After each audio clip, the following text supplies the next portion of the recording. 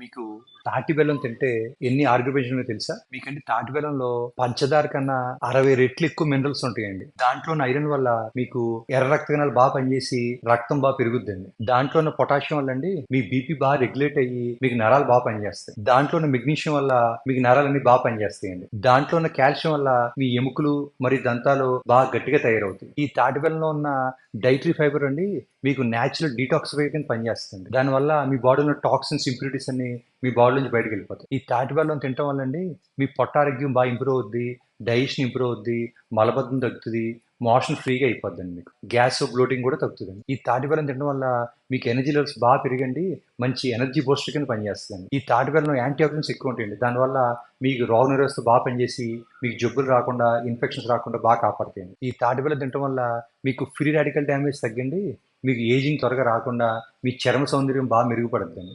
మీ కనుక